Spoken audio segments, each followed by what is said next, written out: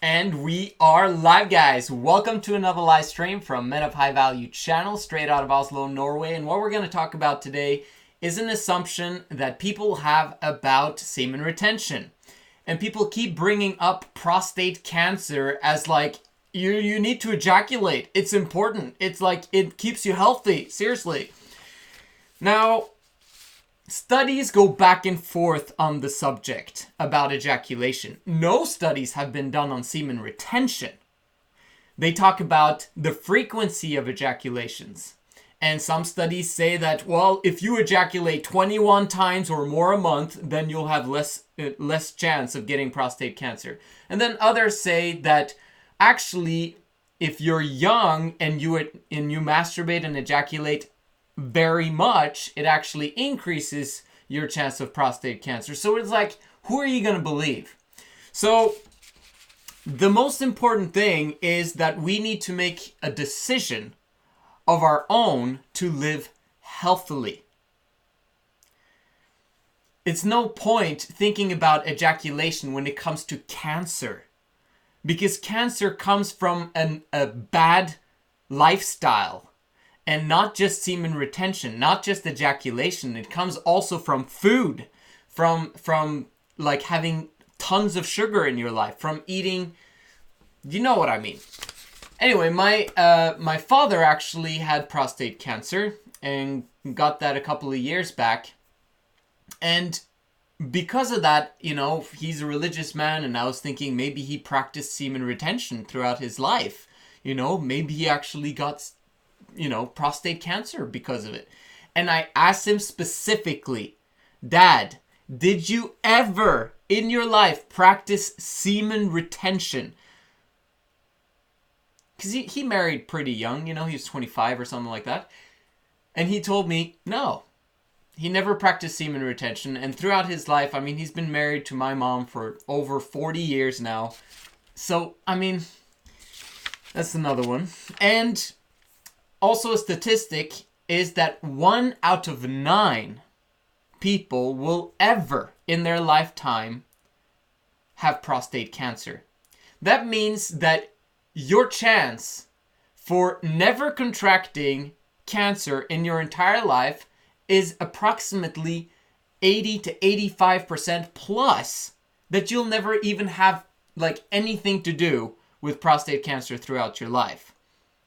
So I think that the fact that people are in some ways hypochondriac, I've seen those guys. I had a good friend of mine when I lived in Namibia who basically, he was my roommate, and he got sick all the time, and he had to see the doctor all the time. And I'm like, does he get sick because he goes to the doctor?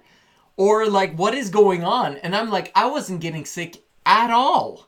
Like, at all. And so anyway, it's like the hypochondriac thing truly is a thing. And if that's your thing, it has to do with your mentality. It has to do with how your negative thinking. Or it has to do with, what you eat. It has to do with maybe your ejaculation too much.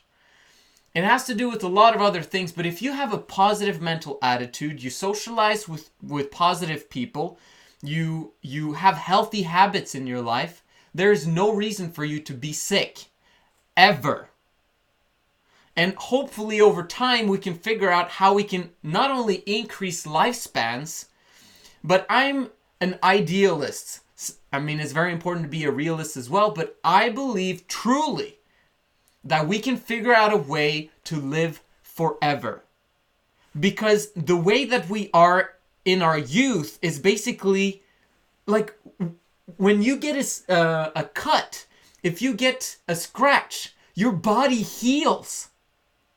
And there must be a way that we can figure out how to prolong that, or maybe even make it consistently present in our bodies. Whatever it takes, I'd love to figure that out.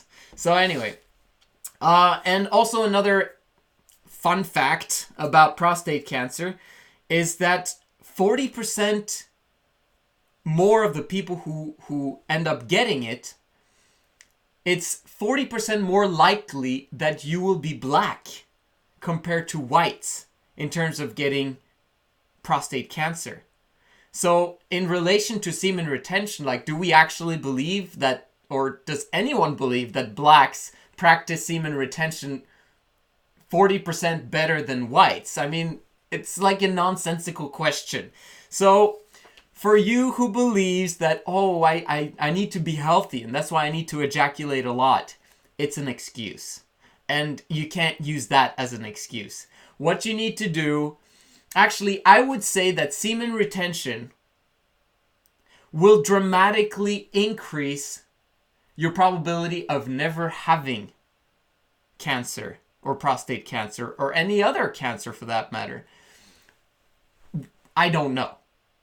And I can't basically, like, I'm 33 years old. I've never had any like bad sickness or disease or anything like that. So I can't say with 100% certainty, but just my experience and what I've studied, like, you don't need to worry.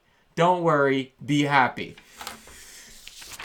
And I took out 17 names of famous people that actually practiced either celibacy or semen retention. Now, I'm all for semen retention for a period of time and then practicing it while you're married and just ejaculating when you personally want to, if that's once a month or once every other month or less than that, if that's what you desire.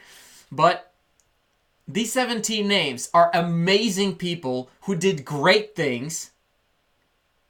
And let's see what their causes of death was. Leonardo da Vinci. He died of stroke, not prostate cancer. Isaac Newton. He died of, most probably, by mercury poisoning in his sleep. People are not quite sure. Nikola Tesla. Coronary thrombosis. Again, no prostate cancer. You're going to see that throughout this list. Henry David Thoreau, tuberculosis. Beethoven, cirrhosis of the liver. Sigmund Freud's drug overdose by morphine because he couldn't handle it anymore. Plato, natural causes. Steve Jobs. Now this one is the closest one because we actually know that he died from cancer. But it wasn't prostate cancer. Actually, it had nothing to do with any of the sort. He died of pancreatic cancer, which is something that is between your stomach and your spine. Nothing to do with prostate cancer. Muhammad Ali, septic shock. Socrates, poisoning. Stephen Hawking, I don't know if he practiced it, but Lou Gehrig's disease. Nietzsche, pneumonia. Mark Twain, heart attack. Rousseau, stroke. Shakespeare, commonly held theory is that he died contracting long-standing fever. Tolstoy, pneumonia. Michelangelo and Immanuel Kant, old age. I'm like, really, guys? Seriously? 0 out of 17 of the amazing greats that practiced semen retention, none of them died of prostate cancer, as we know. So, for me, don't worry about it. Be happy. Make sure that you start your 90-day process to see if you get any health benefits from this.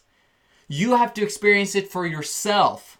You be the observer, you be the scientist, you be the researcher on your own body of seeing what benefits semen retention can do for you.